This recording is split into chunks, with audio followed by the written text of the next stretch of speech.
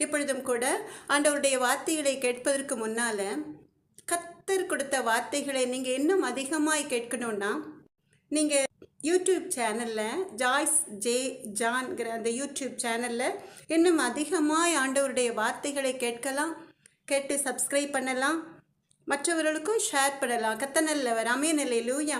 Joyce J ஜான்கிற YouTube channel கத்த நல்லவர். வாட்ஸ்அப்பில் இந்த மெசேஜை நீங்கள் கேட்கணுன்னா எஸ்எம்எஸில் உங்கள் நம்பரை அந்த ஸ்க்ரீனில் பார்க்குற நம்பரில் அனுப்பலாம். கத்த நல்லவர். ஆமென் அல்லேலூயா. நீங்கள் கேட்டு ஆண்டவருடைய வார்த்தைகள், கத்தருடைய சுத்த வார்த்தைகளை கேட்டு பயன்பெறலாம். கத்த நல்லவர்.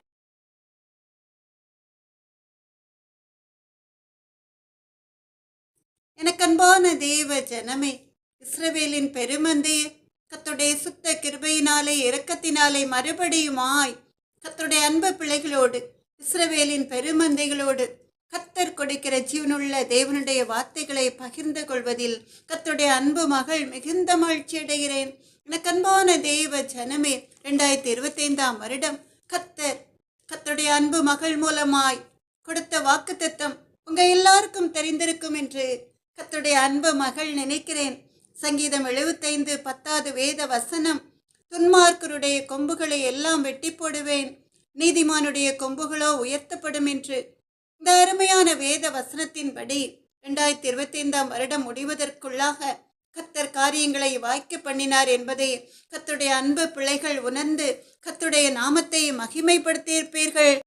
கத்தருடைய அன்பு பிள்ளைகளுக்கென்று துன்மார்க்கருடைய கொம்புகளை எல்லாம் வெட்டி போட்டு நீதிமானுடைய கொம்பை உயர்த்தி கத்தருடைய அன்பு பிள்ளைகளுக்கு ஒரு பாதுகாப்பை கொடுத்திருக்கிறார் என்பது கத்தருடைய அன்பு பிள்ளைகளுக்கு, இஸ்ரவேலின் பெருமந்தைகளுக்கு தெரிந்திருக்கும். அதற்காக நாம் உள்ளத்தின் ஆழத்திலிருந்து கத்தருடைய நாமத்தை மகிமைப்படுத்தலாம்.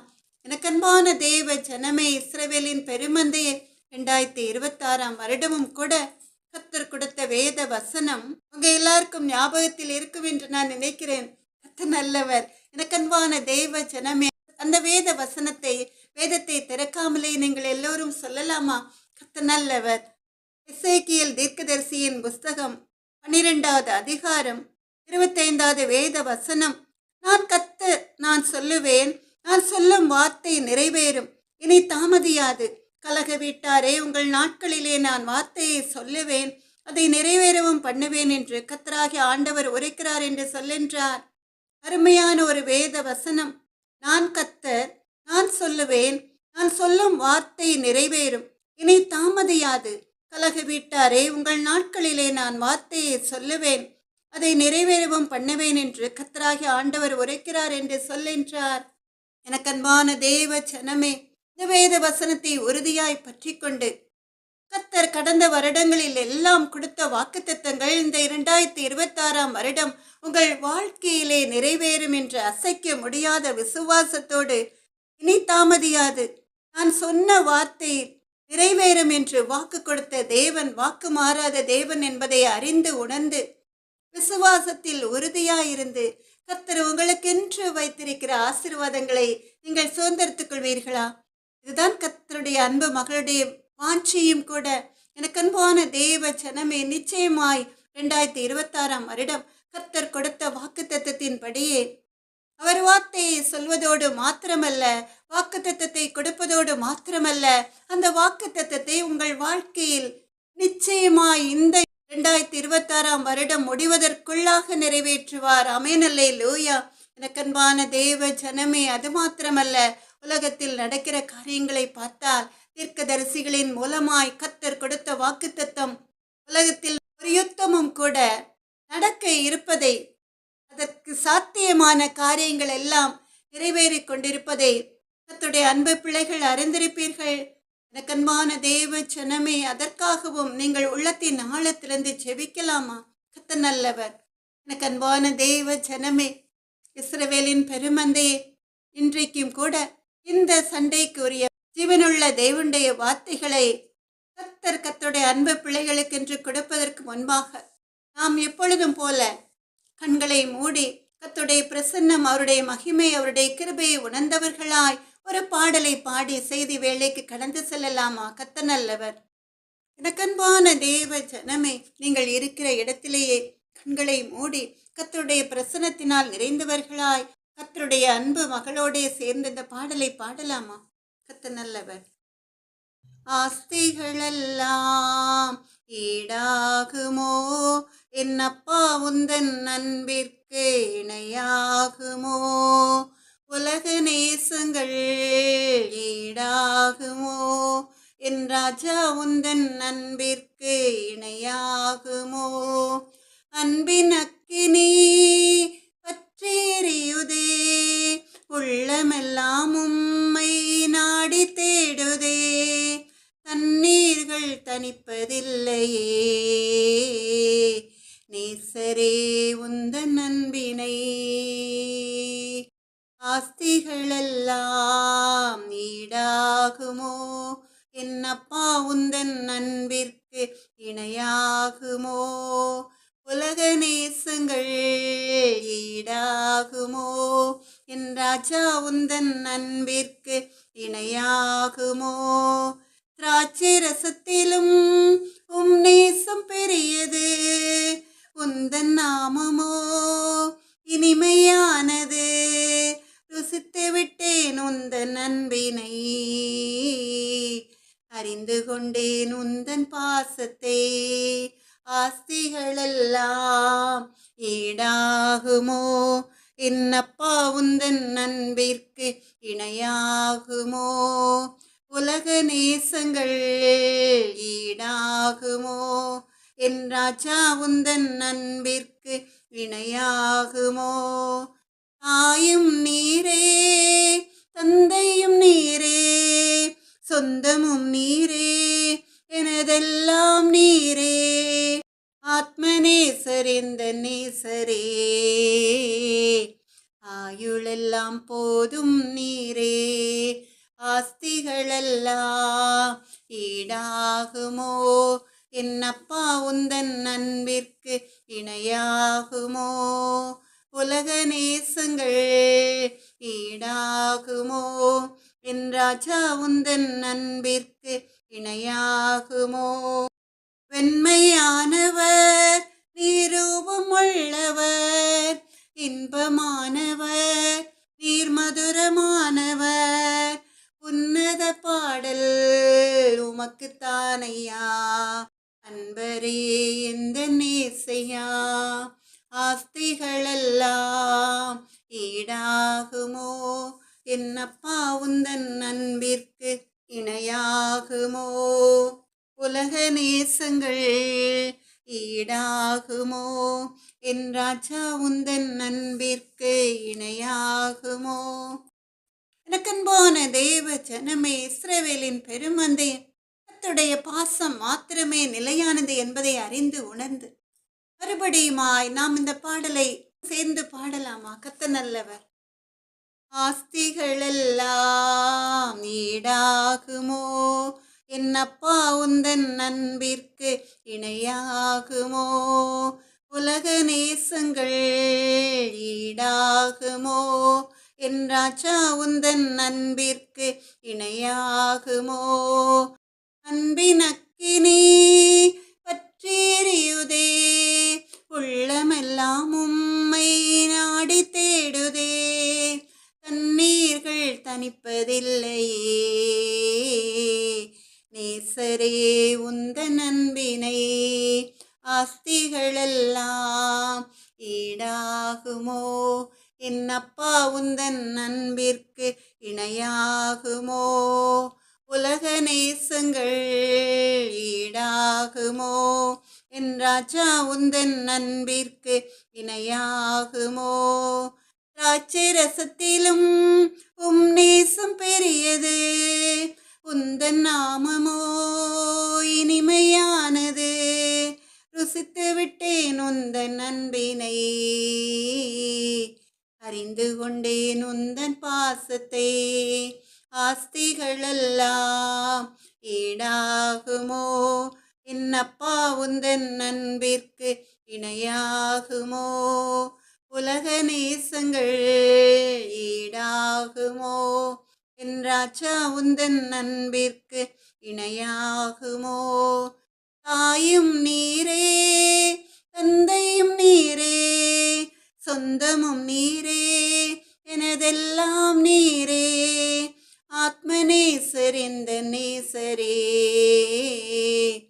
ஆயுளெல்லாம் போதும் நீரே, ஆஸ்திகளெல்லாம் ஈடாகுமோ, என்னப்பா உந்தன் அன்பிற்கு இணையாகுமோ, உலக நேசங்கள் ஈடாகுமோ, என் ராஜா உந்தன் அன்பிற்கு இணையாகுமோ, பெண்மையானவர் நீரூபமுள்ளவர், இன்பமானவர் நீர் மதுரமானவர், உன்னத பாடல் உமக்குத்தானையா, அன்பரே எந்த நேசையா, ஆஸ்திகளெல்லாம் ஈடாகுமோ, என்னப்பா உந்தன் அன்பிற்கு இணையாகுமோ, உலக நேசங்கள் ஈடாகுமோ, என் ராஜா உந்தன் அன்பிற்கு இணையாகுமோ. எனக்கன்பான தேவ ஜனமே, அப்படியே கர்த்தருடைய பிரசன்னம், அவருடைய வல்லமை, அவருடைய மகிமையினால் நிறைந்தவர்களாய் முழங்கால் படியிட முடிந்தவர்கள் முழங்கால் படியிட்டு நம் தேவாதி தேவனாகிய கர்த்தரை நோக்கி கர்த்தர் கொடுக்க போகிற வார்த்தைகளுக்காக ஒரு சின்ன ஜெபத்தை ஏறெடுக்கலாமா? இரக்கமும் மனதுருக்கமும் நீடிய சாந்தமும் கிருபையும் உள்ள எங்கள் அன்பு நல்ல தகப்பனே, நான் என் வார்த்தையை உன் வாயிலே அருளி என் கரத்தின் நிழலினால் உன்னை மறைக்கிறேன் சொன்ன தேவாதி தேவனாகிய கர்த்தாவே, 2025 வருடம் வரைக்கும் கொஞ்ச வருடங்கள் உமது அன்பு மகளை மறைத்து உடைய நாமத்தை மகிமைப்படுத்தும்படியாய் வார்த்தைகளை கொடுத்து கொண்டிருக்கிற உடைய சுத்த கிருபைக்காக உள்ளத்தின் ஆழத்திலிருந்து நன்றி செலுத்துகிறேன் அப்பா. இயேசுவே, எங்கள் அன்பு நல்ல தகப்பனே, பேசுகிறவர்கள் நீங்கள் அல்ல, உங்கள் பிதாவின் ஆவியானவரின் சொன்ன தேவாதி தேவனாகிய கர்த்தாவே, பேசும் பொழுது உடைய வார்த்தைகளை உடைய அன்பு மகள் சொல்லும் பொழுது பரிசுத்த ஆவியானவரின் வல்லமை அளவில்லாமல் ஊற்றி கர்த்தருடைய நாமத்தை மகிமைப்படுத்தும்படியாய், கர்த்தருடைய உள்ளம் மகிழ்ந்து களிக்கூறும்படியாய் இந்த அன்பு மகளை உடைய கரங்களில் வல்லமையாய் எடுத்து பயன்படுத்துங்க எங்கள் அன்பு நல்ல தகப்பன். ராஜாதி ராஜாவே, அப்பிரோச்சனமான அடிமையப்பா, கடமை மாத்திரம் செய்கிறேன், உம்முடைய நாம மாத்திரம் மகிமைப்பட்டு ராஜா. இயேசுவே, எங்கள் அன்பு நல்ல தகப்பனே, உடைய வார்த்தைகளை கேட்டு உடைய சித்தத்தை நிறைவேற்றுகிற பிள்ளைகள் இன்னும் அதிகமாக எழுபட்டும் எங்கள் அன்பு நல்ல தகப்பனே. உடைய வார்த்தைகளை இந்த 2026 வருடத்திலிருந்து சப்ஸ்கிரைப் பண்ணுகிற, ஷேர் பண்ணுகிற, உடைய வார்த்தைகளை கேட்கிற உடைய அன்பு பிள்ளைகளுடைய வாழ்க்கையிலே ஒரு வித்தியாசத்தை காட்டுங்க எங்கள் அன்பு நல்ல தகப்பனே. கர்த்தருடைய நாமம் தரிக்கப்பட்ட பிள்ளைகளுக்கும் கர்த்தரை அறியாத ஜனங்களுக்கும் இடையிலே ஒரு வித்தியாசத்தை காண்பித்து கர்த்தருடைய நாமத்தை மகிமைப்படுத்துகிற பிள்ளைகளை ஆசீர்வதித்து தொடர்ந்து கரம் பிடித்து உடைய இரத்த கோட்டைக்குள்ளே மூடி மறைத்து பாதுகாத்து வழிநடத்துங்க எங்கள் அன்பு நல்ல தகப்பனே. நாம மாத்திரம் மகிமைப்பட்டும் ராஜா. இயேசுவின் நாமத்தாலே ஜெபத்தை ஏறெடுக்கிறேன் எங்கள் அன்பு நல்ல தகப்பனே. நன்றி ராஜா. எனக்கு அன்பான தேவ ஜனமே, இஸ்ரவேலின் பெருமந்தை, இன்றும் கூட நம் தேவாதி தேவனாகிய கர்த்தர் கர்த்தருடைய அன்பு பிள்ளைகளுக்கு என்று கொடுத்த வேத வசனம் 1 தீமோத்தேயு 6வது அதிகாரம் 10வது வேத வசனம். 1 தீமோத்தேயு 6வது அதிகாரம் 10வது வேத வசனம். நாம் எல்லாரும் வேதத்திலிருந்து இந்த அதிகாரத்தை எடுத்து இந்த வேத வசனத்தை சேர்ந்து வாசிக்கலாமா? பண ஆசை எல்லா தீமைக்கும் வேறாயிருக்கிறது, சிலர் அதை இச்சித்து விசுவாசத்தை விட்டு வழுவி அநேக வேதனைகளாலே தங்களை உருவ குத்தி கொண்டிருக்கிறார்கள். 1 தீமோத்தேயு 6வது அதிகாரம் 10வது வேத வசனம். பண ஆசை எல்லா தீமைக்கும் வேறாயிருக்கிறது, சிலர் அதை இச்சித்து விசுவாசத்தை விட்டு வழுவி அநேக வேதனைகளாலே தங்களை உருவ குத்தி கொண்டிருக்கிறார்கள். எனக்கன்பான தேவ ஜனமே, இஸ்ரவேலின் பெருமந்தே, இந்த உலகத்திலே பண ஆசை இல்லாதவர்களை விரல் விட்டு எண்ணி விடலாம். பண ஆசை இல்லாதவர்களே கிடையாது என்று சொல்லலாம். சிலர் பண ஆசையே எங்களுக்கு கிடையாது என்று சொல்லலாம்.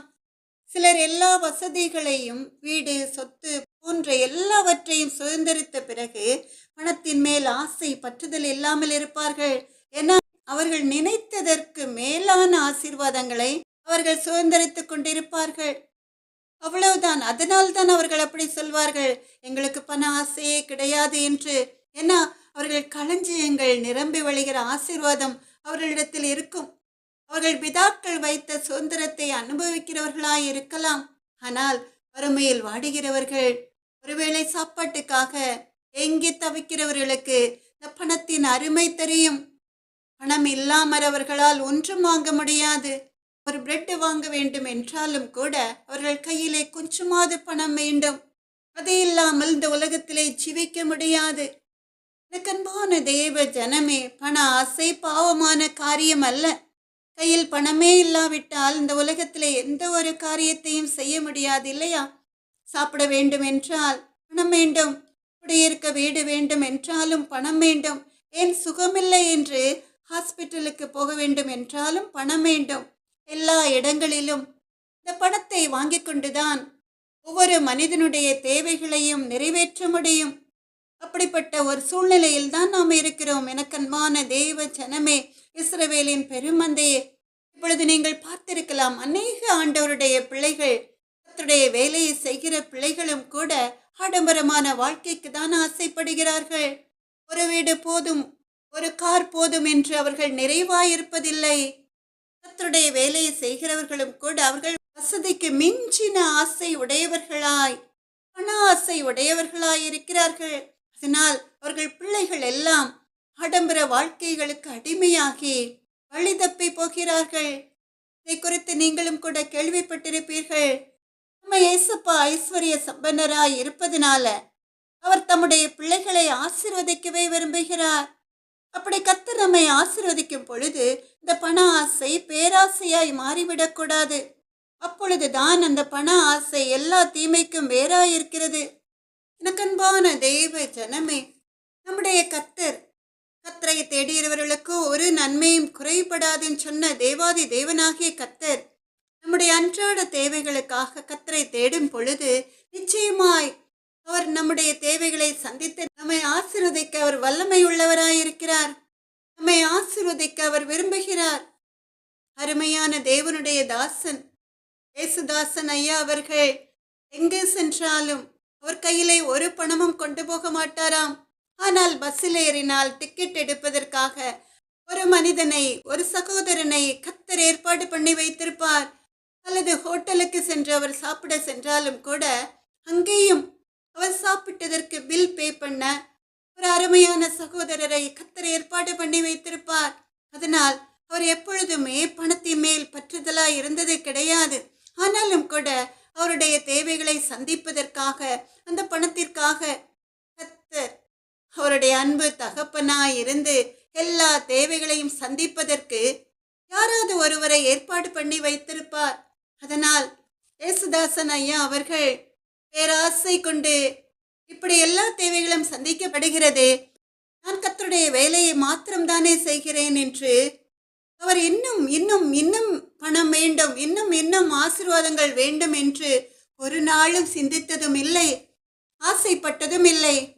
அதனால்தான் கர்த்தர் அவருடைய குறைவுகளை எல்லாம் நிறைவாக்கி அவர் ஒரு நல்ல மனிதனாக, கர்த்தருக்கு பிரியமான மனிதனாக இந்த உலகத்திலே ஜீவிக்க வைத்திருந்தார். எனக்கன்பான தேவ ஜனமே, இப்படிப்பட்ட அருமையான தேவனுடைய தாசர்களை நாம் கொஞ்ச வருடங்களுக்கு முன்பாக நம்முடைய வாழ்க்கையிலே சந்தித்திருக்கலாம். ஆனால் கர்த்தருடைய அன்பு பிள்ளைகளே, கர்த்தரால் ஆசீர்வதிக்கப்படும் பொழுது ஏசப்பாவுடைய சமூகத்திலே இது போதாது, இன்னும் வேண்டும், இன்னும் நிறைவான ஆசீர்வாதம் வேண்டும், இன்னும் நிறைவான சகல தேவைகளுடன் கூடிய அருமையான வசதிகள் வேண்டும் என்று சொல்லி கர்த்தருடைய சமூகத்திலே ஜெபித்து அதற்காக காத்திருப்பார்கள். அதனால் கர்த்தர் நம்மை ஆசீர்வதிக்கும் பொழுது இந்த பண ஆசை பேராசையாய் மாறிவிடக்கூடாது. பண ஆசை பேராசையாய் மாறும் பொழுதுதான் 1 தீமோத்தேயு 6வது அதிகாரம் 10வது வசனத்தில் சொல்லியிருக்கிறபடி பண ஆசை எல்லா தீமைக்கும் வேறாயிருக்கிறது. எனக்கன்பான தேவ ஜனமே, ஒரு அருமையான கதை ஒன்று உண்டு. 3 கள்ளர்கள் ஒரு தங்க புதையலை அபகரித்துக் கொள்வதற்காக காட்டிற்கு சென்றார்கள். அப்படி அவர்கள் செல்லும் பொழுது அவர்களை பார்த்து ஒரு துறவி, இந்த வனாந்தரத்திற்கு போகாதீர்கள், அங்கே உயிர்கொல்லி இருக்கிறது என்று சொன்னார். ஆனால் அவர்கள் அதை சட்டை பண்ணவில்லை. ஏன்னா இவர் துறவியா இருந்தாலும் கூட அந்த தங்கத்தை அவர் அபகரித்துக் கொள்ள நினைக்கிறார் என்று சொல்லி அவர்கள் அந்த புதையலை அடைவதற்காக ஆர்வமாய் போனாங்க. இந்த துறவி அவர்களை பார்த்து மறுபடியும் மறுபடியுமாய் சொல்கிறார், அங்க போகாதீங்க, அங்க உயிர்கொள்ளை இருக்கிறது என்று. இந்த 3 பேரும் தொடர்ந்து முன்னேறி சென்று அந்த தங்க புதையலை கண்டுபிடித்து 3 பேரும் பங்கிட்டு கொண்டார்கள். அதிலே எல்லாரும் பிரித்தது போக ஒரே ஒரு செயின் மாத்திரம் மீதி இருந்தது. அந்த செயினுக்காக அந்த 3 பேரும் சண்டை போட ஆரம்பித்தார்கள். அப்படி சண்டை போடும் பொழுது 3 கள்ளர்களிலே 2 பேர் சேர்ந்து 3வது உள்ள கள்ளனை கொன்றுவிட்டார்கள். இப்ப 2 பேர் மாத்திரமே மீதி இருக்கிறார்கள். அந்த 2 பேரும் அந்த செயினுக்கு ஆசைப்படுகிறார்கள். கை நிறைய தங்கம் இருந்தாலும் கூட அந்த எக்ஸ்ட்ரா இருக்கிற செயினுக்காக அவர்கள் ஆசைப்பட்டு அவர்கள் தொடர்ந்து வனாந்தரத்திலிருந்து வெளியே வரும் பொழுது ஒருவன் மற்றொருவனை பார்த்து சொல்கிறான், போய் சாப்பாட்டுக்கு ஏதாவது வாங்கிவிட்டு வரலாம் என்று சொல்லி. அதை கேட்ட அந்த இன்னொருவன் சாப்பாடு வாங்க செல்கிறான். அப்படி செல்லும் பொழுது அவன் வாங்கி கொண்டு வந்த ஒரு சாப்பாட்டிலே விஷத்தை கலந்து வைத்து விடுகிறான். அப்படி விஷத்தை கலந்துவிட்டு அந்த சாப்பாட்டை தன்னுடன் வருகிறவனுக்காக கொடுப்பதற்காக அவனை நோக்கி வருகிறான். அப்படி வரும் பொழுது அந்த காத்திருந்த சாப்பாட்டிற்காக காத்திருந்த அந்த ஒரு கள்ளன் இந்த கள்ளனை தூரத்திலிருந்து கல்லால் எறிந்து கொன்று விடுகிறான். என்ன, அந்த ஒரே ஒரு செயினுக்காக இவ்வளோ தங்கம் கையில் இருந்தாலும் கூட அந்த ஒரே ஒரு செயினுக்காக அவனை கல்லால் எறிந்து கொன்று விடுகிறான். கொன்றுவிட்டு அவன் நிம்மதியாக, நல்லவேளை சாப்பாடு வாங்கிட்டு வந்து விட்டான், 2 சாப்பாடு நம்மிடம் இருக்கிறது, அவனும் இல்லை இன்னொருவனும் இல்லை, நாம் மாத்திரம் இந்த சாப்பாட்டை நன்றாக சாப்பிட்டு விட்டு எல்லா தங்கத்தையும் நாம் அபகரித்து கொண்டு ஊருக்கு சென்று சுகமாய் ஜீவிக்கலாம் என்று அவன் நினைக்கிறான். உடனே அவன் பசியோடு வேக வேகமாய் முதல்ல ஒரு சாப்பாட்டு பொட்டலத்தை பிரித்து சாப்பிட ஆரம்பிக்கிறான். அந்த சாப்பாட்டிலே விஷம் கலந்திருப்பது அவனுக்கு தெரியாது. ஆனாலும் கூட அந்த சாப்பாட்டை வேக வேகமாய் அவன் சாப்பிட்டு கொண்டு இருக்கும் பொழுது அந்த விஷம் அவன் தலையில் ஏறி அவன் பாதி சாப்பாட்டை சாப்பிட்டு முடிப்பதற்கு முன்பாக மரித்து போய் விடுகிறான். இப்ப 3 கள்ளர்களும் மரித்து போய் விடுகிறார்கள். அவர்கள் அபகரித்த தங்கம் மாத்திரம் மீதியா இருக்கிறது. அவர்கள் எதனால் மரித்து போனார்கள்? அவர்கள் நிறைவாயிருக்கவில்லை.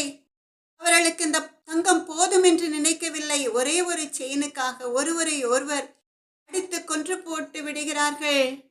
மீதம் இருந்தது அந்த தங்கம் மாத்திரம்தான். அதை அனுபவிக்க, அதை கஷ்டப்பட்டு சுதந்திரித்த அந்த 3 பேரும் உயிரோடே இல்லை. அதை குறித்து தான் அந்த துறவி சொல்லி இருக்கலாம், உயிர்கொல்லி இருக்கிறது போகாதீங்க என்று சொல்லி. அவருடைய வார்த்தையை அவர்கள் அசட்டை பண்ணினார்கள். ஆனால் நடந்தது, 3 பேரும் மரித்து போய்விட்டார்கள். அந்த தங்க புதையிலே அந்த 3 பேருக்கும் உயிர்கொல்லியாய் மாறிவிட்டது. எனக்கு அன்பான தேவ ஜனமே, இஸ்ரவேலின் பெருமந்தையே, இதை குறித்துதான் 1 தீமோத்தேயு 6வது அதிகாரம் 6வது வேத வசனத்திலே நாம் பார்க்கிறோம். போதும் என்கிற மனதுடனே கூடிய தேவ பக்தியை மிகுந்த ஆதாயம் என்று. போதும் என்கிற மனதுடனே கூடிய தேவ பக்தியை மிகுந்த ஆதாயம் என்று. அவர்கள் போதும் என்கிற நிறைவோடு இருந்திருந்தால் அவர்கள் நிச்சயமாய் மரித்து போயிருந்திருக்க மாட்டார்கள். அருமையா இந்த உலகத்திலே ஜீவித்து தங்கள் ஆத்மாவையும் கூட கர்த்தர் காட்டுகிற பரிசுத்த பாதையில் நடத்தியிருப்பார்கள். ஆனால் அந்தோ பரிதாபமாய் பண ஆசை எல்லா தீமைக்கும் வேறாய் இருக்கிறது என்ற வேத வசனத்தின்படி அவர்கள் மரித்து போய் விடுகிறார்கள்.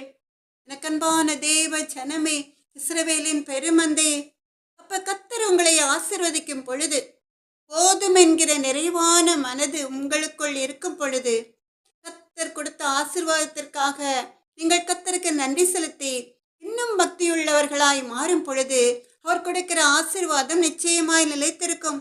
எனக்கன்பான தேவ ஜனமே, பல குடும்பங்கள்ல ஐஸ்வர்யம் பெருக பெருக சமாதான குறைச்சல் வந்து விடுகிறது இல்லையா?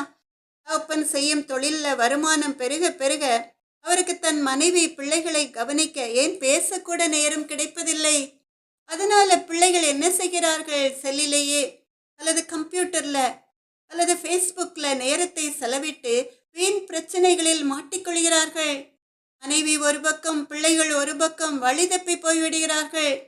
அடக்க ஒடுக்கமாய் வீட்டிலே தங்கியிருந்த மனைவியும் கூட மற்ற பொல்லாத மனிதர்களுடைய நயவஞ்சகமான வார்த்தைகளுக்கு மயங்கி தங்கள் வாழ்க்கையை இழந்து போய் விடுகிறார்கள். அப்ப பணம் பெருக பெருக அந்த பண ஆசை எல்லா தீமைக்கும் வேறாய் மாறிவிடுகிறது. இதையெல்லாம் கவனிக்க, ஏன் சிந்திக்க கூட அந்த குடும்ப தலைவனுக்கு நேரமில்லை. இதை குறித்து 1 தீமோத்தேயு 6வது அதிகாரம் 9வது வேத வசனத்திலே நாம் பார்க்கிறோம். அங்கே இதை குறித்து தெளிவாக சொல்லப்பட்டிருக்கிறது. ஐஸ்வர்யவான்களாக விரும்புகிறவர்கள் சோதனையிலும் கண்ணியிலும் மனுஷரை கேட்டிலும் அழிவிலும் அமிழ்த்துகிற மதிகேடும் சேதவுமான பலவித இச்சைகளிலும் விழுகிறார்கள் என்று 1 தீமோத்தேயு 6வது அதிகாரம் 9வது வேத வசனம். ஐஸ்வர்யவான்களாக விரும்புகிறவர்கள் சோதனையிலும் கண்ணியிலும் மனுஷரை கேட்டிலும் அழிவிலும் அமிழ்த்துகிற மதிகேடும் சேதவுமான பலவித இச்சைகளிலும் விழுகிறார்கள் என்று. எனக்கன்பான தேவ ஜனமே, இஸ்ரவேலின் பெருமந்தையை பணக்காரராய் ஆக விரும்புகிறவர்கள் சாத்தான் விரிக்கிற கண்ணியில் மாட்டிக்கொள்கிறார்கள். அந்த கண்ணியில் இருந்து அவர்கள் தப்பிக்க முடியாதபடி சத்துரு அவர்களை இன்னும் அதிகமாய் கேடான பாவங்களை செய்யும்படி பலவித இச்சைகளை அவர்களுக்குள் தூண்டிவிட்டு அவர்களை என்றென்றைக்கு மீளாத ஒரு துயரத்திலே ஆழ்த்தி விடுகிறான். சத்துரு விரிக்கிற கண்ணி என்பதை அறியாமல் இந்த பாவ வலையிலே அவர்கள் விழுந்து விடுகிறார்கள். இதை குறித்து நீதிமொழிகள் 1வது அதிகாரம் 13, 14, 15வது வேத வசனங்களிலே அருமையாய் சொல்லப்பட்டிருக்கிறது. கொள்ளைக்காரர்கள், பொல்லாதவர்கள் அப்பாவி ஜனங்களை பார்த்து இப்படி சொல்வார்களாம்: விலையுயர்ந்த சகலவித பொருட்களையும் கண்டடைவோம், கொள்ளை பொருளினால் நம்முடைய வீடுகளை நிரப்புவோம், எங்களோட பங்காளியாயிரு, நம்ம எல்லோருக்கும் ஒரே பை இருக்கும் என்று அவர்கள் சொல்வார்கள். ஆகில் என் மகனே, நீ அவர்களுடைய வழி நடவாமல் உன் காலை அவர்கள் பாதைக்கு விலக்குவாயாக. அவர்கள் கால்கள் தீங்கு செய்ய ஓடி ரத்தம் சிந்த தீவிரிக்கிறது என்று அருமையாய் நீதிமொழிகள் 1வது அதிகாரத்திலே சொல்லப்பட்டிருக்கிறது. நீதிமொழிகள் 1வது அதிகாரம் 13, 14, 15, 16வது வேத வசனங்கள் நாம் மறுபடியுமாய் சேர்ந்து வாசிக்கலாமா? விலையுயர்ந்த சகலவித பொருட்களையும் கண்டடைவோம், கொள்ளை பொருளினால் நம்முடைய வீடுகளை நிரப்புவோம், எங்களோட பங்காளியாயிரு, நம்ம எல்லோருக்கும் ஒரே பை இருக்கும் என்றவர்கள் சொல்வார்கள். ஆகில் என் மகனை, நீ அவர்களோட வழி நடவாமல் உன் காலை அவர்கள் பாதைக்கு விலக்குவாயாக. அவர்கள் கால்கள் தீங்கு செய்ய ஓடி ரத்தம் சிந்த தீவிரிக்கிறது என்று.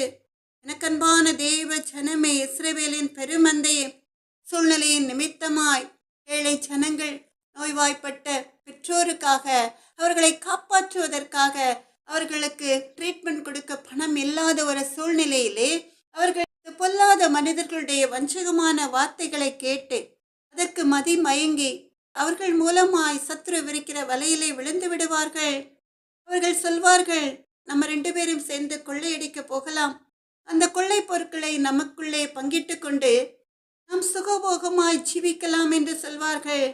ஆனால் இந்த நீதிமொழிகள் 15, 16வது வேத வசனத்தின்படி கர்த்தர் சொல்கிறார்: என் மகனே, அவர் அருமையாய் அப்பாவி பிள்ளைகளை பார்த்து சொல்கிறார், நீ அவர்களோட வழி நடவாதே என்று, உன் காலை அவர்கள் செல்கிற பாதைக்கு நேராய் நடத்தாதே என்று. அவர்கள் யாரையாவது கொன்று அந்த பாவத்திலே உன்னையும் மூழ்கடித்து அந்த பாவம் உன்னை முற்றிலுமாய் உன் வாழ்க்கையை கெடுக்கும்படியாய் சூழ்ச்சி செய்கிறார்கள். அதனால் அவருடைய பாதையை விட்டு விலகு என்று கர்த்தர் ஒரு எச்சரிப்பின் சத்தத்தை கொடுக்கிறார். எனக்கன்பான அருமையான பிள்ளைகளே, நீதிமொழிகள் 12வது அதிகாரம் 13வது வேத வசனத்தின்படி துன்மார்க்கனுக்கு அவன் உதடுகளின் துரோகமே கண்ணி, நீதிமானோ நெருக்கத்தினின்று நீங்குவான். துன்மார்க்கன் அவன் வாயின் மூலமாய் வருகிற வார்த்தைகள் தான் ஒரு கண்ணியை அறிவிக்கும். அவன் பேசுகிற வார்த்தைகள் அருமையாய் இருந்தாலும் அதிலே ஒரு கண்ணி இருக்கிறது என்று அறிந்து அவன் விரிக்கிற வலையிலே சிக்கிக்கொள்ளாமல் தப்பிச் செல்லும் பொழுது நீதிமான்கள் நெருக்கத்தில் என்று நீங்குவார்கள். அந்த பாவத்தில் இருந்து அவர்கள் விலகி கர்த்தரால் ஆசீர்வதிக்கப்படுவார்கள். ஆமென், அல்லேலூயா. எனக்கன்பான தேவ ஜனமே, நீங்களும் கூட சத்துரு விரிக்கிற அந்த கண்ணியில் ஈஸியாக விழுந்து விடாதபடிக்கு உங்களை காத்துக்கொள்ள வேண்டும்.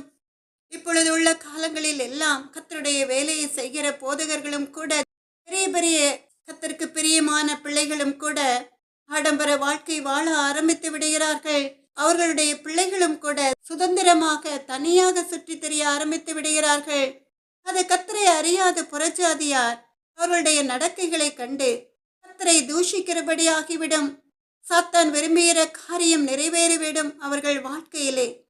கர்த்தரை அறியாதவர்கள் அவர்களை பார்த்து சொல்வார்கள், அவர்களுடைய சீர்கேடான வாழ்க்கையை பார்த்து, இவர்களெல்லாம் கர்த்தருடைய வேலையை செய்கிறார்கள், கர்த்தருடைய வார்த்தைகளை போதிக்கிறார்கள், இவர்கள் பிள்ளைகள் இப்படி கர்த்தர் அருவருக்கிற காரியங்களை செய்கிறார்களே என்று அவர்கள் கேலி பண்ண ஆரம்பித்து அவர்கள் கர்த்தருடைய போதகத்தை கேட்பதற்கு பதிலாக கர்த்தர் விரும்புகிற காரியத்தை விட்டு வழி விலகி போய் விடுவார்கள். அதனால் எனக்கு அன்பான தேவ ஜனமே, கர்த்தருடைய வார்த்தையை போதிக்கிறவர்கள் அவருக்கு பிரியமான பாதையிலே பலரை ரட்சிப்பின் பாதையிலே நடத்துகிறவர்களாய் இருக்க வேண்டும். அப்படிப்பட்டவர்களுக்கு முன் உதாரணமாய் தங்களுடைய பிள்ளைகளை அவர்கள் வளர்க்க வேண்டும்.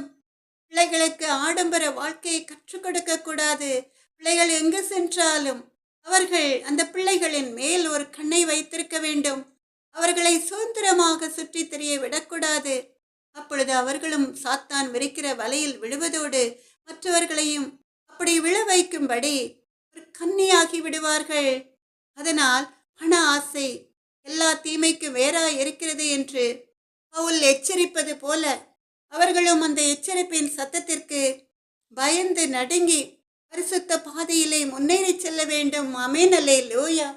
அதுதான் கர்த்தருக்கு பிரியமான காரியம். எனக்கு அன்பான தேவ ஜனமே, கர்த்தருடைய அன்பு பிள்ளைகள், இஸ்ரவேலின் பெருமந்தைகள் அப்படி இருக்க மாட்டீர்கள் என்று கர்த்தருடைய அன்பு மகள் உண்மையாய் கர்த்தருடைய நாமத்தை மகிமைப்படுத்துகிறேன். கர்த்தர் நல்லவர். எனக்கு அன்பான தேவ ஜனமே, இஸ்ரவேலின் பெருமந்தையே, அதனால் தான் இவர்களை பார்த்து பவுல் 1 தீமோத்தேயு 6வது அதிகாரம் 11வது வேத வசனத்திலே சொல்கிறார். 1 தீமோத்தேயு 6வது அதிகாரம் 11வது வேத வசனத்திலே சொல்கிறார், நீயோ தேவனுடைய மனுஷனே, இவைகளை விட்டோடி நீதியையும் தேவ பக்தியையும் விசுவாசத்தையும் அன்பையும் பொறுமையையும் சாந்த குணத்தையும் அடையும்படி நாடு என்று. நீயோ தேவனுடைய மனுஷனே, இவைகளை விட்டோடி நீதியையும் தேவ பக்தியையும் விசுவாசத்தையும் அன்பையும் பொறுமையையும் சாந்த குணத்தையும் அடையும்படி நாடு என்று. இதுதான் கர்த்தர் உங்களிடமிருந்து எதிர்பார்க்கிற ஒரு காரியம். விசுவாசத்தின் நல்ல போராட்டத்தை போராடு, நித்திய ஜீவனை பற்றிக்கொள், அதற்காகவே நீ அழைக்கப்பட்டாய் என்று அநேக சாட்சிகளுக்கு முன்பாக நல்ல அறிக்கை பண்ணினவனுமாயிருக்கிறாய் என்று நம் தேவாதி தேவனாகிய கர்த்தருடைய வேலையை செய்கிற பிள்ளைகளை பார்த்து சொல்கிறார். 1 தீமோத்தேயு 6வது அதிகாரம் 11, 12வது வேத வசனங்களிலே தேவனுடைய மனுஷன் மற்றவர்களுக்கு முன்னுதாரணமாய் இருக்க வேண்டும் என்று, அவர்கள் எல்லாருக்கும் நீதி செய்ய வேண்டும், உண்மையாய் கருத்தோடு ஜெபிக்க வேண்டும், விசுவாசம் உள்ளவர்களாய் இருக்க வேண்டும், மற்றவர்களை குறை சொல்லாமல் அவர்களை அன்போடு நேசிக்கிறவர்களாய் இருக்க வேண்டும், கோபப்படாமல் எரிச்சல் அடையாமல் சாந்த குணமுள்ளவர்களாய் இருக்க வேண்டும், விசுவாசிகளை சபிக்காதவர்களாய், விசுவாசிகளை நேசித்து, விசுவாசிகள் அவர்களுக்கு பிரியமில்லாத காரியங்களை செய்தாலும் கூட அவர்களை மன்னித்து அவர்களுக்காக செபிக்கிறவர்களாய் மாற வேண்டும். ஏன்னா இதற்காகத்தான் நீங்கள் அழைக்கப்பட்டிருக்கிறீர்கள். எனக்கு அன்பான தேவ ஜனமே, இன்றைய நாளிலிருந்து நீங்கள் அப்படி செய்வீர்களா? அப்படி செய்யும் பொழுது கர்த்தர் உங்களை நேசிப்பார். நீங்கள் விரும்புகிற காரியமெல்லாம் வாய்க்கும். ஆமென், அல்லேலூயா. கர்த்தருடைய அன்பு மகள், கர்த்தருடைய வாயிலிருந்து புறப்பட்ட வார்த்தைகளை மாத்திரம் சொல்கிறேன். கர்த்தர் சொல்வதை சொல்கிற கிருபையை கர்த்தருடைய அன்பு மகளுக்கு கொடுத்திருக்கிறதுனால உங்களை குற்றவாளிகளாய் குறை சொல்லுகிறவளாய் இல்லாதபடிக்கு அப்படிப்பட்ட பாவங்களை செய்யாமல் இந்த ஆடம்பரமான வாழ்க்கை, பண ஆசை எல்லா தீமைக்கும் வேறாயிருக்கிறது என்ற வேத வசனத்தின்படி உங்களை வழிதப்பி நடத்தி விடுமே என்று ஆதங்கத்தோடு சொல்கிறேன். ஆமென், அல்லேலூயா. எனக்கு அன்பான தேவ ஜனமே, இஸ்ரவேலின் பெருமந்தையே, சிலர் சொல்வார்கள் கர்த்தர் எங்களை ஆசீர்வதிக்கிறார் என்று. ஆனால் கர்த்தர் உங்களை ஆசீர்வதிக்கும் பொழுது உங்கள் தேவைகள் போக மீதியான பணத்தை கஷ்டப்படுகிறவர்களுக்கு கொடுக்கிற நல்ல உள்ளம் கொண்டவர்களாய் இருக்க வேண்டும். எனக்கு அன்பான தேவ ஜனமே, இஸ்ரவேலின் பெருமந்தையே, ஒரு குடும்பம் மிகவும் கஷ்டப்பட்ட ஏழை குடும்பம். அவர்கள் அன்றாடம் கூலி வேலை செய்து குடும்பத்தை சந்தோஷமாக நடத்துகிறார்கள். அவர்கள் குடும்பத்திலே மகிழ்ச்சி நிரம்பி இருந்தது. திடீரென்று அவர்களுக்கும் பணக்காரர்கள் ஆக வேண்டுமென்ற ஆசை வந்து விடுகிறது. விசுவாசத்தோடு ஜெபிக்க ஆரம்பிக்கிறார்கள். ஒரு தொழிலை ஆரம்பிக்கிறார்கள். கஷ்டப்பட்டு உழைக்கிறார்கள். பெரிய பணக்காரர்களாய் ஆகிவிடுகிறார்கள். கணவன் மாத்திரம் தனியாக உழைக்க முடியவில்லை என்பதால் அவருடைய மனைவியும் சேர்ந்து உழைக்கிறாள். பிள்ளைகள் வீட்டிலே சுகமாய் தங்கியிருக்கிறார்கள். அப்படி பிள்ளைகள் தனித்து சுகமாய் இருப்பதை பார்த்து கெட்ட ஃப்ரெண்ட்ஸ் அவர்களை குடி போதை போன்ற பாவ பழக்க வழக்கங்களுக்கு அடிமையாக்கி விடுகிறார்கள். தாயும் தகப்பனும் பணம் பணம் என்று பணத்தின் பின்னே ஓடினதுனால குடும்பத்திலே அவர்கள் ஏழையாய் இருந்த பொழுது இருந்த சந்தோஷம் இல்லை, சமாதானம் இல்லை, என் ஜெபம் இல்லை, வீட்டிலே சண்டை, பிள்ளைகள் பெற்றோரின் அட்வைஸை கேட்பதே இல்லை. அந்த குடும்பம் நிம்மதியை இழந்து போய்விட்டது. அப்படி நிம்மதியை இழந்து அவர்கள் ஒருவரை விட்டு ஒருவர் பிரிந்து அந்த குடும்பமே சீரழிந்து போய்விட்டது. பண ஆசை எல்லா தீமைக்கும் வேறாயிருக்கிறது.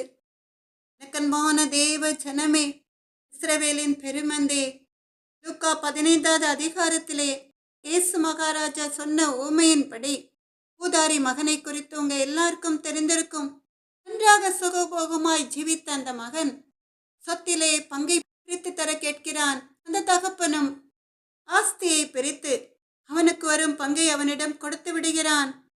இளைய மகன் என்ன செய்கிறான்? அதை ஊதாரித்தனமாக செலவிட்டு கடைசியில் சாப்பாட்டு கூட வழி இல்லாமல் கஷ்டப்பட்டு மற்றவர்களுடைய நிந்தை அவமானத்துக்கு ஆளாகி பன்றி சாப்பிடுகிற தவிடு கூட அவனுக்கு கிடைக்காதபடி ரொம்ப வேதனைப்பட்டு அதற்கு பிறகு அவன் மனம் திரும்பி தன்னுடைய தகப்பனிடம் வருகிறான். அவரிடம் வந்து மன்னிப்பு கேட்டு மனம் திரும்புகிறான். அப்படி மனம் திரும்பும் பொழுது அவன் இழந்த எல்லாவற்றையும் சுதந்திரித்துக் கொள்கிறான். அவன் பணத்தின் மேல் ஆஸ்தியின் மேல் கொண்ட ஆசை, அவன் பட்ட பாடுகள், அவன் பட்ட தீவினைகள் எல்லாவற்றுக்கும் காரணமாய் அமைந்து விட்டது. அவன் எல்லாவற்றையும் இழந்து போய் சாப்பாட்டு கூட வழி இல்லாமல், பிச்சைக்காரனுக்கு கூட சாப்பிட ஆகாரம் கிடைக்கும், ஆனால் இவனுக்கு பன்றிகள் சாப்பிடுகிற தவிடு கூட கிடைக்காத ஒரு சூழ்நிலைக்கு தள்ளப்படுகிறான். அப்பொழுதுதான் அவன் மனம் திரும்புகிறான். மனம் திரும்பி அவன் தகப்பனிடம் மன்னிப்பு கேட்கும் பொழுது அந்த தகப்பன் அவனை மன்னித்து மறுபடியுமாய் ஏற்றுக்கொண்டு அவன் மறுபடியுமாய் நன்றாக வாழ ஆரம்பிக்கிறான். எனக்கன்பான தேவ ஜனமே, இஸ்ரவேலின் பெருமந்தையே, ஈசாயின் மகன் தாவீதையும் கூட, ஆடுகளை மேய்த்து கொண்டிருந்த தாவீதை கர்த்தர் இஸ்ரவேல் ஜனங்களை நடத்துவதற்காக ராஜாவாக்குகிறார்.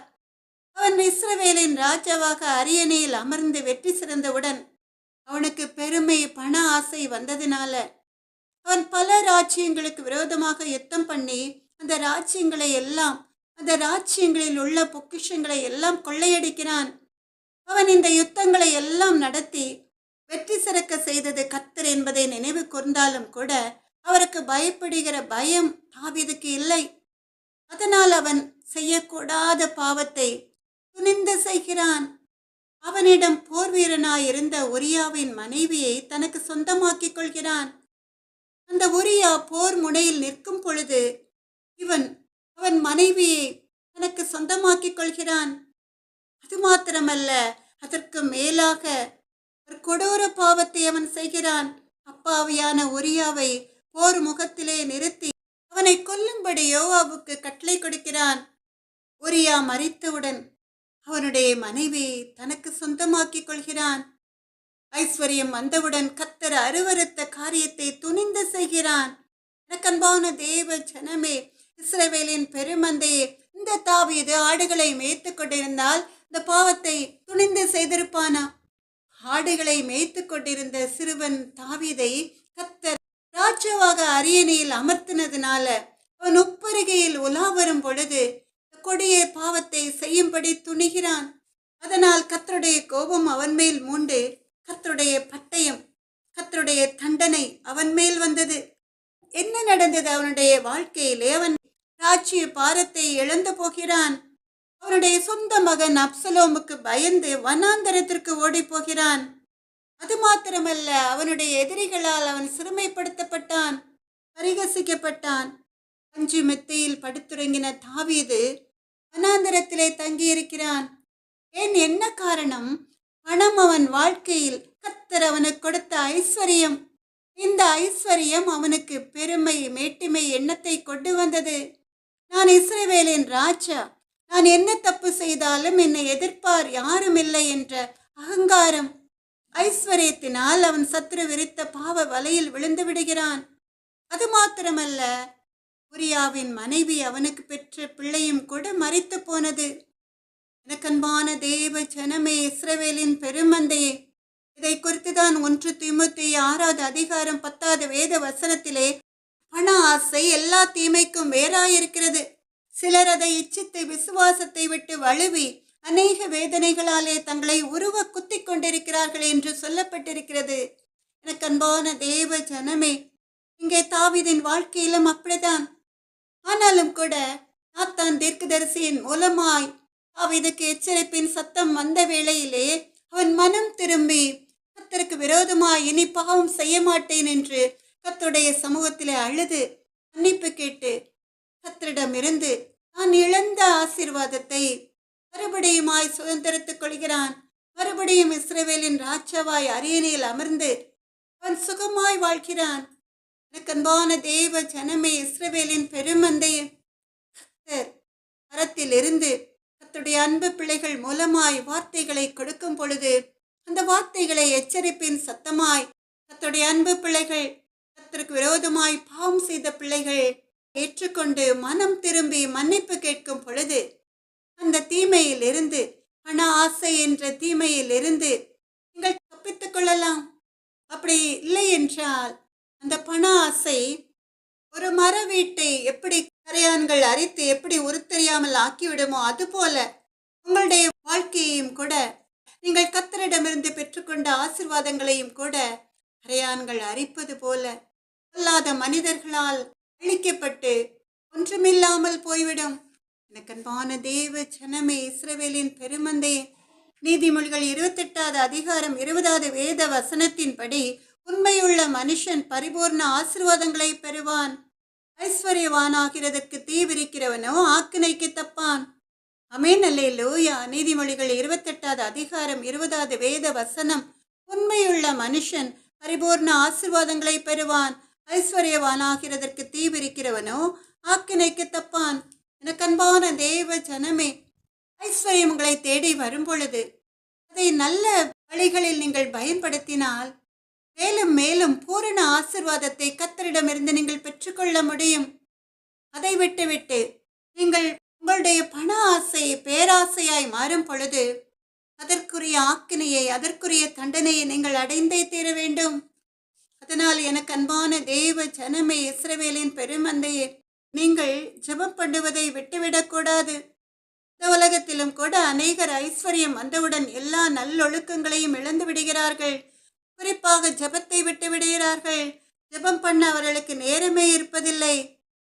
அவர்கள் ஒன்றுமில்லாத ஏழைகளாய் இருந்த பொழுது கர்த்தரை நோக்கி விண்ணப்பம் பண்ணிதான் இந்த ஐஸ்வர்யத்தை பெற்றுக்கொண்டார்கள் என்பதை அவர்கள் மறந்து போய் விடுகிறார்கள். அப்படி அவர்கள் ஜெபத்தை மறக்கும் பொழுது அந்த ஐஸ்வர்யம் அவர்களை விட்டு நீங்கி போகும். கர்த்தரால் ஆசீர்வதிக்கப்பட தொடர்ந்து ஜெபித்தால் மாத்திரமே அந்த ஐஸ்வர்யம் நிலைத்து நிற்கும். எனக்கு அன்பான தேவ ஜனமே, மத்தேயு 6வது அதிகாரம் 33வது வேத வசனம் நாம் எல்லாரும் சேர்ந்து வாசிக்கலாமா? முதலாவது தேவனுடைய ராஜ்யத்தையும் அவருடைய நீதியையும் தேடுங்கள், அப்பொழுது இவைகளெல்லாம் உங்களுக்கு கூட கொடுக்கப்படும். மத்தேயு 6வது அதிகாரம் 33வது வேத வசனம், முதலாவது தேவனுடைய ராஜ்யத்தையும் அவருடைய நீதியையும் தேடுங்கள், அப்பொழுது இவைகளெல்லாம் உங்களுக்கு கூட கொடுக்கப்படும் என்று.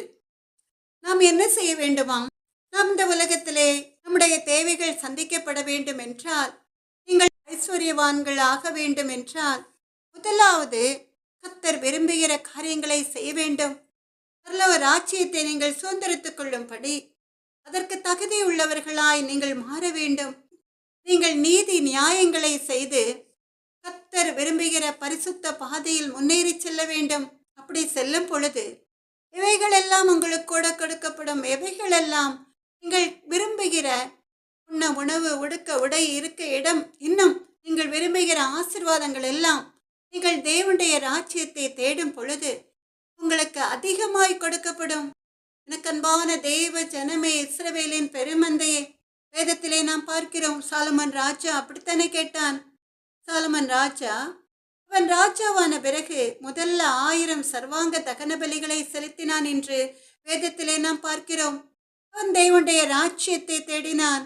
கர்த்தருக்கு நடுங்கிற பயத்தோடு சர்வாங்க தகன பலிகளை செலுத்துகிறான். பிறகுதான் அவன் கர்த்தரிடம் கேட்கிறான், இஸ்ரவேல் ஜனங்களை நீதியாய் நியாயம் விசாரிக்க ஞானம் வேண்டும் என்று. வேறு ஒன்றையும் அவன் கேட்கவில்லை.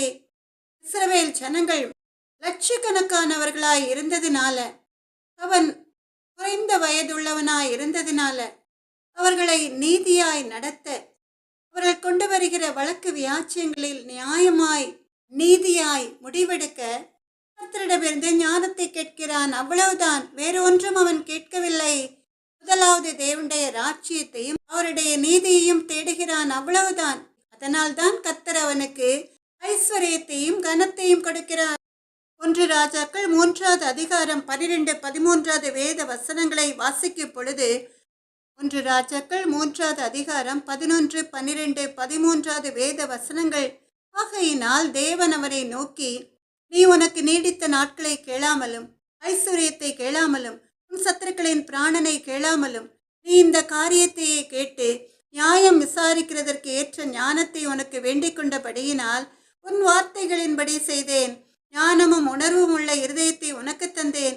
இதிலே உனக்கு சரியானவன் உனக்கு முன் இருந்ததும் இல்லை, உனக்கு சரியானவன் உனக்கு பின் எழும்புவதும் இல்லை. இதுவுமன்றி நீ கேளாத ஐஸ்வர்யத்தையும் மகிமையும் உனக்கு தந்தேன். உன் நாட்களில் இருக்கிற ராஜாக்களில் ஒருவனும் உனக்கு சரியானவன் இருப்பதில்லை என்று கர்த்தர் அவனை பார்த்து சொல்கிறார். 1 ராஜாக்கள் 3வது அதிகாரம் 11, 12, 13 வேத வசனங்கள், ஆகையினால் தேவன் அவனை நோக்கி, நீ உனக்கு நீடித்த நாட்களை கேளாமலும் ஐஸ்வர்யத்தை கேளாமலும் உன் சத்துருக்களின் பிராணனை கேளாமலும் நீ இந்த காரியத்தையே கேட்டு நியாயம் விசாரிக்கிறதுக்கு ஏற்ற ஞானத்தை உனக்கு வேண்டிக் கொண்டபடியினால் உன் வார்த்தைகளின்படி செய்தேன். ஞானமும் உணவும் உள்ள இருதயத்தை உனக்கு தந்தேன். இல்லை, உனக்கு சரியானவன் உனக்கு முன் இருந்ததும் இல்லை, உனக்கு சரியானவன் உனக்கு பின் எழும்புவதும் இல்லை. இதுவுமன்றி நீ கேளாத ஐஸ்வர்யத்தையும் மகிமையும் உனக்கு தந்தேன். உன் நாட்களில் இருக்கிற ராஜாக்களில் ஒருவனும் உனக்கு சரியானவன் இருப்பதில்லை என்று கர்த்தர் அவனை நேசித்து அவனை ஆசீர்வதிக்கிறார்.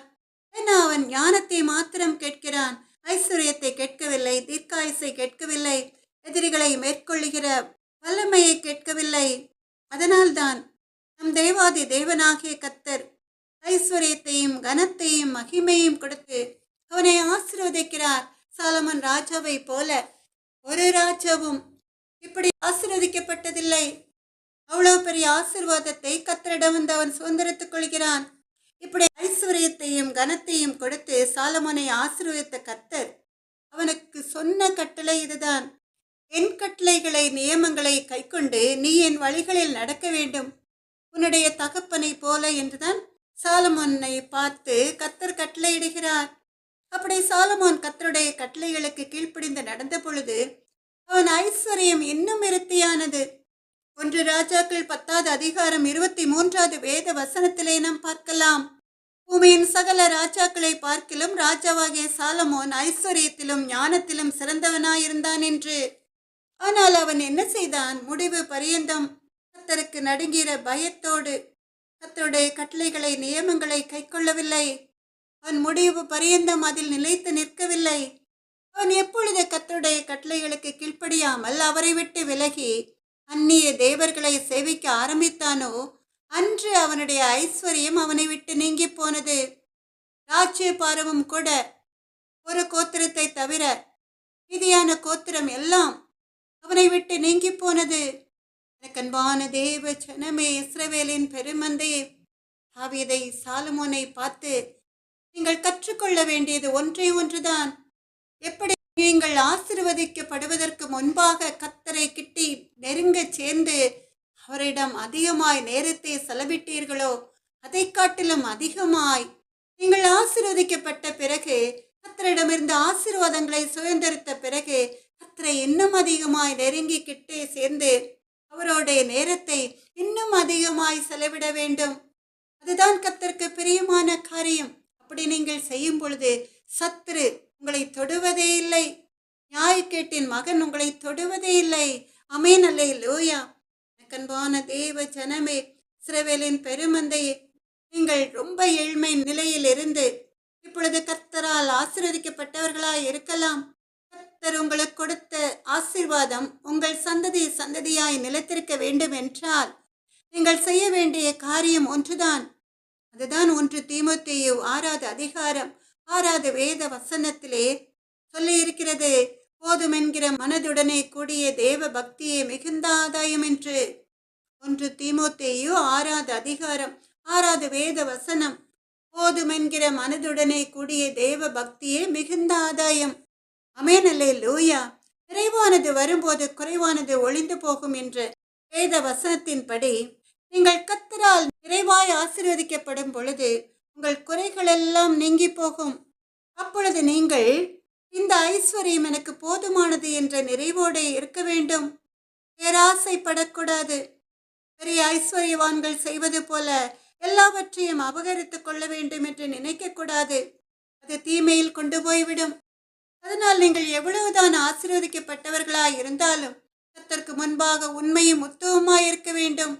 நீங்கள் செய்யும் தொழிலில் நேர்மையாய் இருக்க வேண்டும். நீதிமொழிகள் 11வது அதிகாரம் 1வது 2வது வேத வசனத்தின்படி கள்ளத்தராசு கர்த்தருக்கு அருவருப்பானது, சும்திரையான நிறைக்கல்லோ அவருக்கு பிரியம். ஆமென், அல்லேலூயா. நீதிமொழிகள் 11வது அதிகாரம் 1, 2 வேத வசனத்தின்படி கள்ளத்தராசு கர்த்தருக்கு அருவருப்பானது, சுமுத்திரையான நிறைக்கல்லோ அவருக்கு பிரியம். எந்த ஒரு காரியத்தை செய்தாலும் நீங்கள் கடை வைத்திருந்தாலும் கூட எடையிலே எந்த குளறுபடியும் செய்யக்கூடாது. அது கர்த்தர் அருவருக்கிற காரியம். நீங்கள் செய்யும் வேலை எதுவா இருந்தாலும் நீங்கள் தெய்வ பயத்தோடு ஜெபம் பண்ணி வேலையை ஆரம்பித்து உண்மையாய் உத்தமமாய் நீங்கள் வேலை செய்யும் பொழுது நீதிமொழிகள் 28வது அதிகாரம் 20வது வேத வசனத்தின்படி உண்மையுள்ள மனுஷன் பரிபூர்ண ஆசீர்வாதங்களை பெறுவான். ஆமென், அல்லேலூயா. உண்மையுள்ள மனுஷன் பரிபூர்ண ஆசீர்வாதங்களை பெறுவான். இந்த வேத வசனத்தின்படி உங்கள் களஞ்சியங்கள் நிரம்பி வழியும் ஆசீர்வாதங்கள் உங்களுக்கு கிடைக்கும். அதை விட்டுவிட்டு உங்கள் பண ஆசை பேராசையாய் மாறி நீங்கள் பிறருடைய சொத்துக்களை இச்சித்து அவைகளை அபகரித்துக் கொள்ளும் பொழுது கர்த்தருடைய உக்கிர கோபம் உங்கள் மேல் வரும்.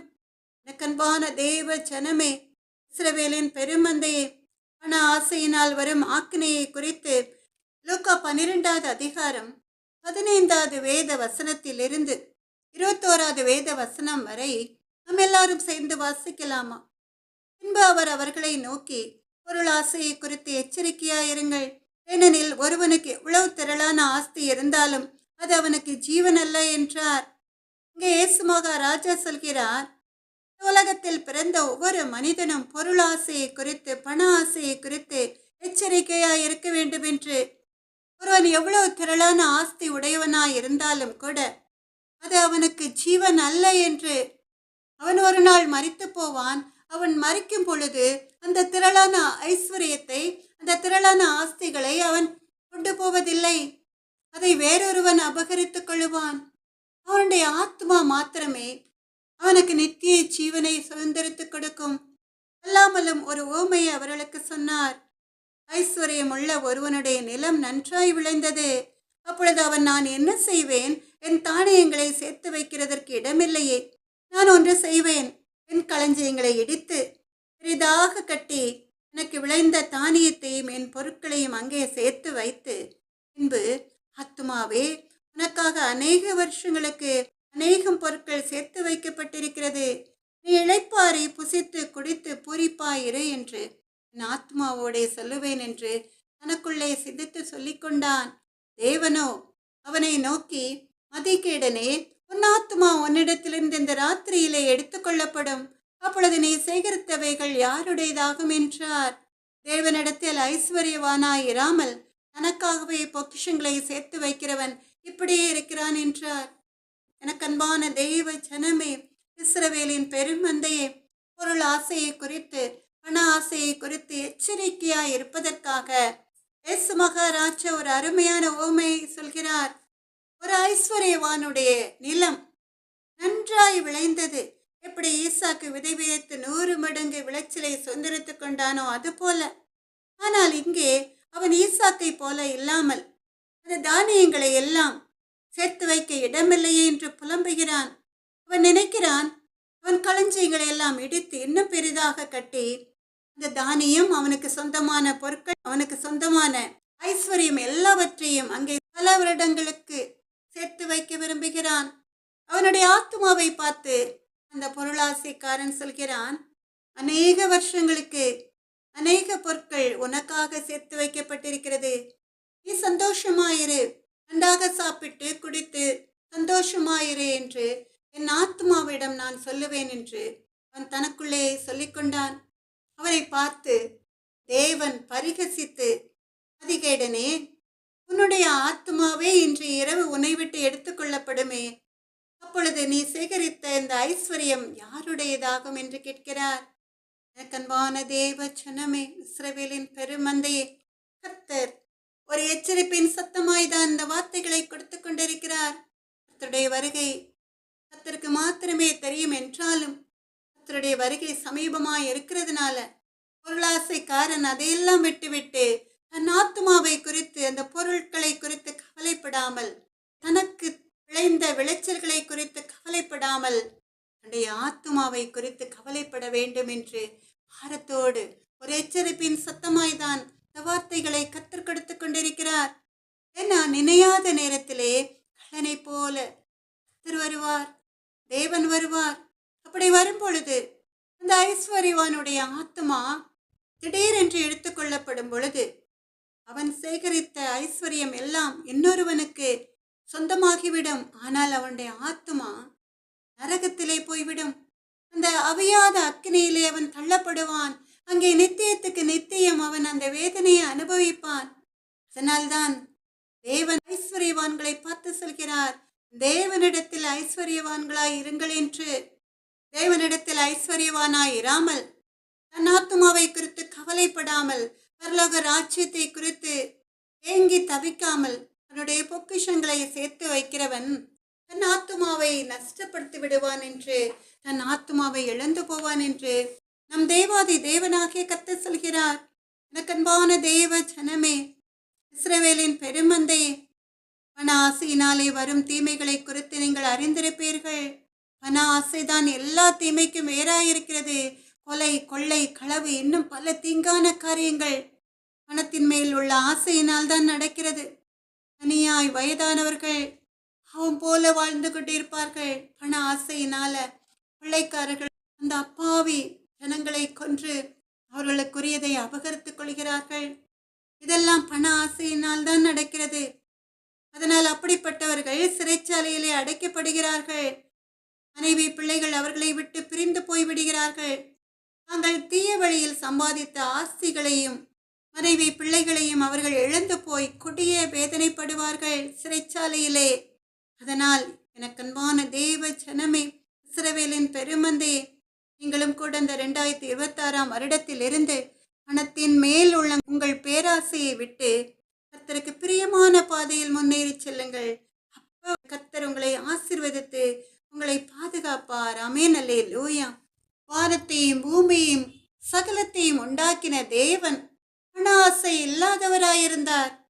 அவர் தமக்காக வாழவில்லை, உங்களுக்காக, உங்களுடைய ஆத்மாவுக்காக, நீங்கள் நித்திய ஜீவனை சுதந்திரித்துக் கொள்வதற்காக தன் ஜீவனையே ஜீவ பலியாக ஒப்புக் கொடுத்தார்.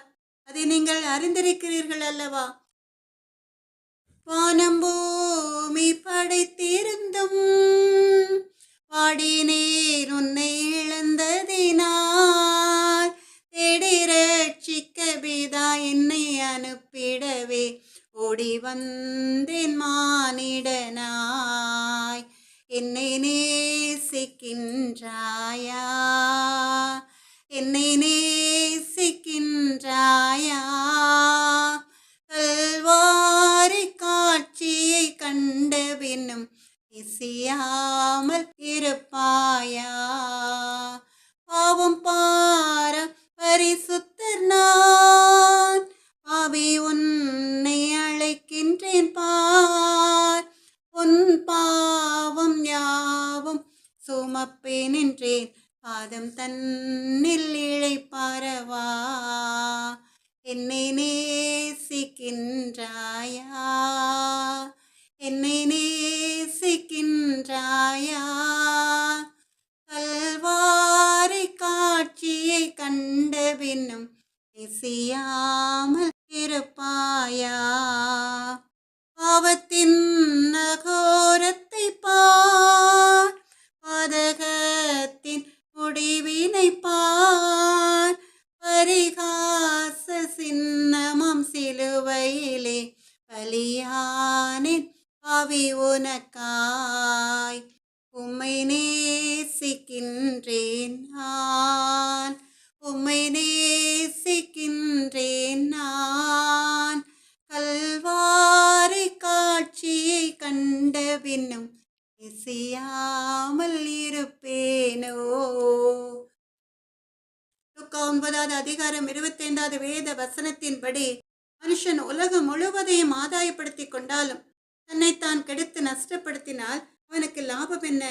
எனக்கு அன்பான தேவ ஜனமே, அதனால் பணத்தை குறித்து கவலைப்படாமல் உங்கள் ஆத்துமாக்களை குறித்து, உங்களுடைய ஆத்துமாக்களை மாத்திரமல்ல, உங்கள் சொந்த பந்தங்கள், உங்கள் உற்றார் உறவினர்கள், உங்களை நேசிக்கிறவர்கள், உங்களை பகைக்கிறவர்களுடைய ஆத்துமாக்களை குறித்து வேதனைப்பட்டு அவர்களுக்காக செபிக்க ஆரம்பியுங்கள்.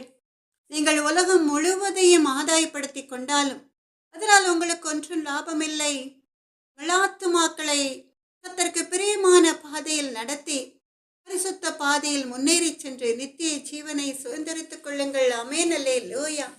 அன்பான தேவ ஜனமே, இஸ்ரவேலின் பெருமந்தையே, நம்ம எல்லாரும் சேர்ந்து ஒரு பாடலை பாடலாமா? இயேசுவின் பின்னால் நான் செல்வேன், திரும்பி பார்க்க மாட்டேன், திரும்பி பார்க்க மாட்டேன். சிலுவை முன்னால், உலகமே பின்னால். சிலுவை முன்னால், உலகமே பின்னால். இயேசு சிந்திய இரத்தத்தினாலே என்றும் விடுதலையே. உலகத்தின் பெருமை, செல்வத்தின் பற்று எல்லாம் உதறிவிட்டேன். உடல் பொருளாவி உடைமைகள் யாவும் ஒப்பு கொடுத்து விட்டேன். நான் அவராலயம் எனக்குள்ளே இயேசு, நான் அவராலயம் எனக்குள்ளே இயேசு. என்ன நடந்தாலும் எவ்வேளையிலும் எப்போதும் துதித்திடுவேன். இயேசுவின் பின்னால் நான் செல்வேன், திரும்பி பார்க்க மாட்டேன், திரும்பி பார்க்க மாட்டேன். வேதனை, நெருக்கம், இன்னல்கள், இடர்கள் எதுவும் பிரிக்காது. வெற்றி வேந்தன் இயேசுவின் அன்பால் முற்றிலும் ஜெயம் பெறுவேன். நிகழ்கின்ற காலமோ வருகின்ற காலமோ, நிகழ்கின்ற காலமோ வருகின்ற காலமோ. வாழ்வோ சாவோ வல்ல தூதரோ பிரிக்கவே முடியாது. இயேசுவின் பின்னால் நான் செல்வேன், திரும்பி பார்க்க மாட்டேன், திரும்பி பார்க்க மாட்டேன். அகிலமெங்கிலும் ஆண்டவர் இயேசு ஆட்சி செய்திடனும். ஆவியில் நிறைந்து சத்தியம் பேசும் சபைகள் பெருகிடனும். என் சொந்த தேசம் இயேசுவுக்கே, என் சொந்த தேசம் இயேசுவுக்கே. இயேசுதான் வழி என்கிற முழக்கம் எங்கும் கேட்கணுமே.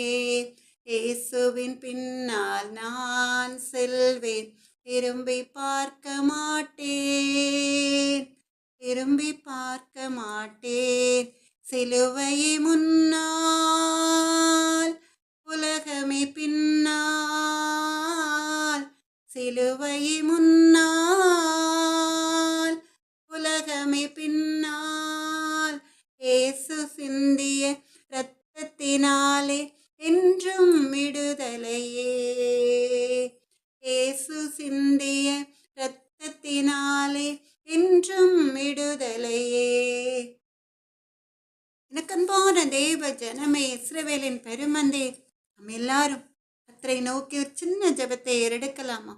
இரக்கமும் மனதுருக்கும் நீடிய சாந்தமும் கிருபையும் உள்ள எங்கள் அன்பு நல்ல தகப்பன், அன்பு பிள்ளைகள் தேவரைக்கு ஆயத்தமாகும்படியாய் பண ஆசையை விட்டு வேதத்தின் மேல் பற்றுதலுடையவர்களாய் பரிசுத்த பாதையில் முன்னேறி செல்ல எங்க கிருபை அளித்தள்ளுங்க தகப்பன். இயேசுவே எங்கள் அன்பு நல்ல தகப்பன். எத்தனையோ பெற்றோர்கள் தங்கள் பிள்ளைகள், தங்கள் கணவன்மார், தங்கள் மனைவிமார்கள், தங்களுக்கு பிரியமானவர்கள் வழி தவறி செல்வதை பார்த்து கண் கலங்கி உம்மை நோக்கி விண்ணப்பம் பண்ணுவது உடைய சமூகத்தை வந்து எட்டட்டும் அப்பா. இசப்பா எங்கள் அன்பு நல்ல தகப்பன். காணாமற் போன ஆடுகளை மந்தையில் சேர்க்கிற நல்ல மேய்ப்பன் நீரல்லவா அப்பா. உமக்கு கொடானுடைய சூத்திரம்.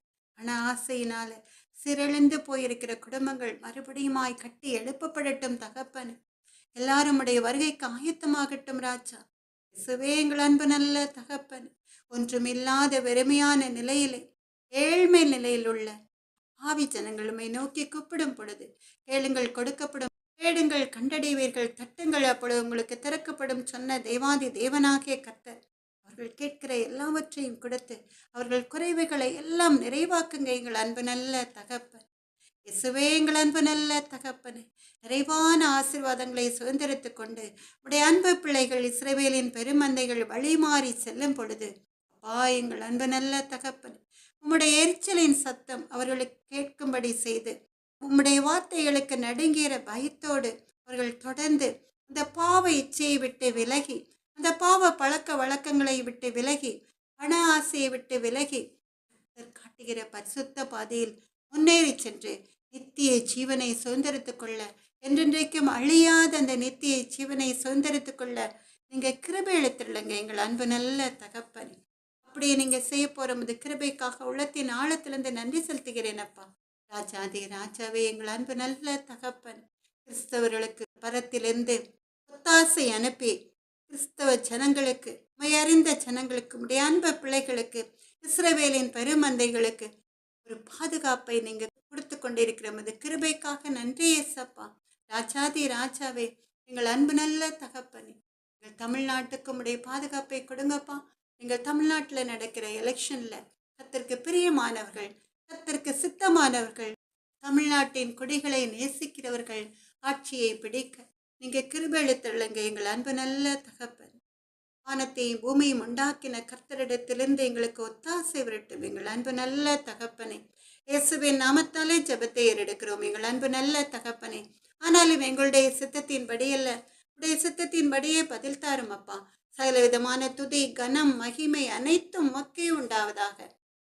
என் ஆத்மாவே கர்த்தரை சோத்திரி, என் முழு உள்ளமே அவருடைய பரிசுத்த நாமத்தையே சோத்திரி. என் ஆத்மாவே கர்த்தரை சோத்திரி, கர்த்தர் செய்த சகல உபகாரங்களையும் மறவாதே. ஆமென் அல்லேலூயா. கண்பான தேவ ஜனமே, இஸ்ரவேலின் பெருமந்தையே, நம்முடைய கர்த்தராகிய இயேசு கிறிஸ்துவனுடைய கிருபையும் தேவனுடைய அன்பும் பரிசுத்த ஆவியினுடைய ஐக்கியமும் உங்கள் அனைவரோடும் கூட இருப்பதாக. ஆமென் அல்லேலூயா.